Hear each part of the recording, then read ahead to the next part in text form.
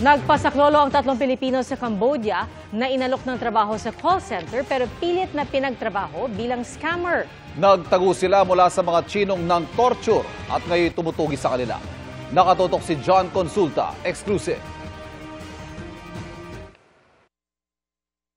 Alam po, mapauwi na po kami ng maayos at safe sa pamilya namin sa Pilipinas. Kasi habang nandito pa rin po kami, hindi po namin alam yung mga pwede pang mangyari. Ipinadala ito sa GMA Integrated News ng 3 Pilipino na nakaranas umano ng pangtotorture ng mga Chinese national sa scam farm sa Cambodia. Ipinakita nila ang kanilang mga sugat at pasa dahil sa hataw ng latigo at pala, mga paso ng sigarilyo at mga tadyak sa ulo at iba't ibang bahagi ng katawan. Dinala raw sila ng 15 Chino sa isang bakanteng lote 10 oras ng gabi at doon sinaktan matapos mabalita ang plano nilang umalis sa scam hub. Si alias Ben, bago bugbugin, kinulong daw muna ng 3 araw at hindi pinakain. Takot na takot po ako, sir. Akala ko talaga mamamatay na po kami doon, sir. Si Alice, pinaso raw ng sigarilyo ng mga Chino para gisingin siya matapos mahimatay sa gitna ng pananakit.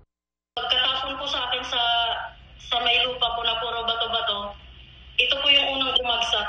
Napaganon po ako tapos may bigla po ulit tumadyak. Saka po nawalan po ako ng malay.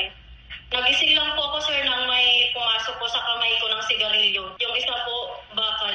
Matapos bugbugin, iniwan sila mga Chino, kaya doon lang sila nagkaroon ng pagkakataong tumakas. Nagtatago sila sa isang safe house sa Cambodia at hindi makalabas dahil tinutugi sila ng mga nambugbog na Chino. Napag-alaman pa raw nilang nag-alok ang mga ito ng pabuya sa magtuturo sa kanila. Hindi po namin maisip kung ano ba yung mga pwedeng gawin kasi pinapahanap pa rin po kami ngayon. Sana po matulungan niyo po kami papauwi na. Ang apela ng 3 nakarating na sa NBI na nangakong nakikipag-ugnayan sila sa ibang ahensya at Interpol para masaklolohan sila. Huwag kayong matakot. Gagawin ko agad ng lahat ng paraan para ma-rescue kayo dyan. Para sa GMA Integrated News, John Consulta, nakatutok 24 oras.